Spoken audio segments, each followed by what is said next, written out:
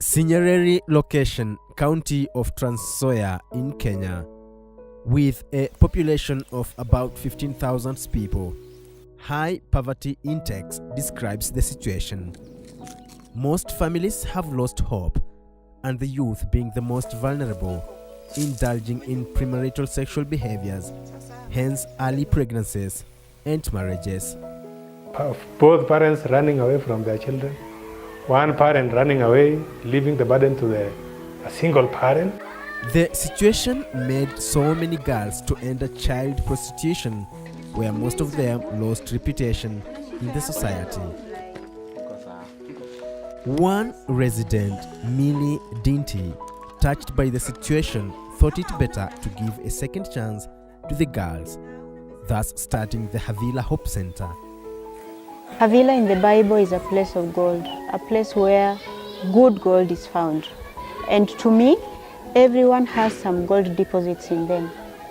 Regardless of their circumstances, their lives, and what they've gone through, each and every person was given some deposits, because I believe God is not a respecter of persons, and He creates everyone with a purpose and something good in them. But the community didn't really understand her. But Millie kept the dream. You can take this girl, she's given birth to 3 kids, she's into prostitution. How can she even just get back to being a normal person? I kept on praying and asking God to help me have the spiritual eyes to see what other people are not seeing in these girls, so that I can be able to give them a second chance. And actually that's what happened.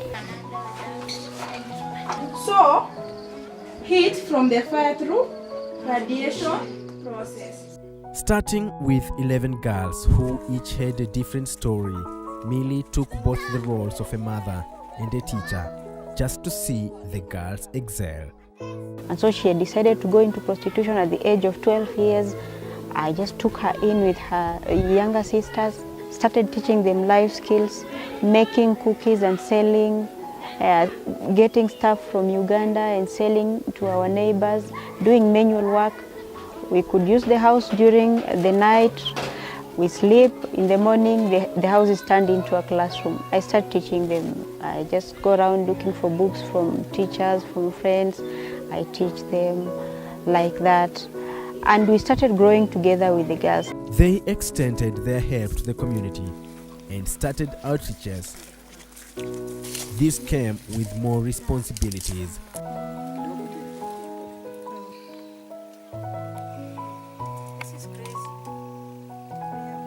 We realize we have a lot of children who are affected with jiggers, some of them severely, to a point where they couldn't walk, and a point where they are deformed in one way or another.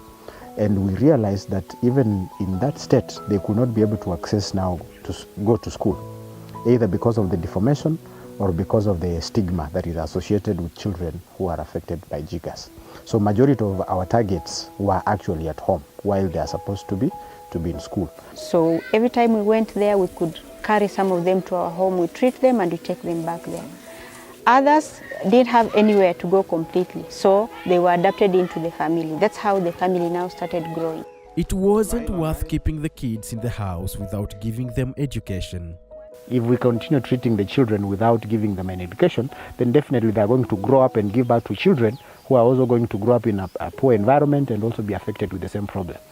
We were now forced to do a school because there was no way I could take all the around 63 kids to other schools. It would have been so expensive for me.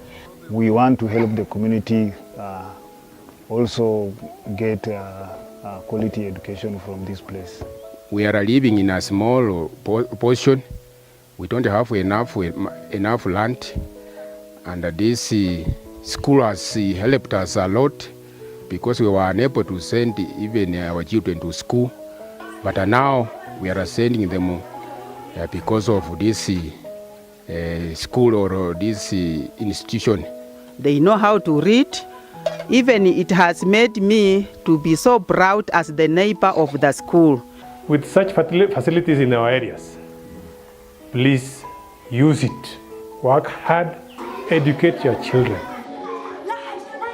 Amidst the challenges, well-wishers chipped in, but others associated with the vulnerable children for their personal gains.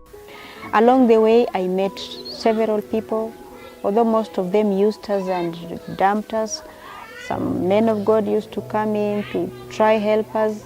Once they get what they want from us, they disappear, they leave us like that. And we went through so much. Right now we have a youth center. It's an exit strategy for our Havillah home. Some of the youths from our home are having a program where we teach them life skills.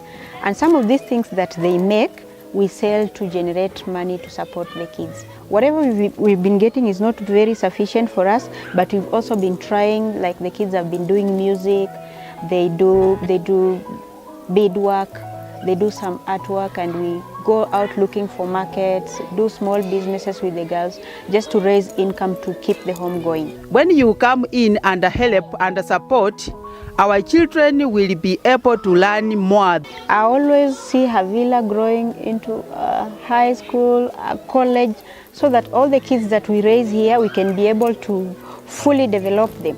They develop and get all they need in life. They get life skills, they get basic education, secondary education, and then we release them into the society when they are fully baked. They can be able now to survive on their own and even now give back to the project. So I thank the management of that center for bringing it up to help our children. I will always do what I can and pray that everyone else will do what they can, so that whatever I can do should not stop me from doing what I cannot do.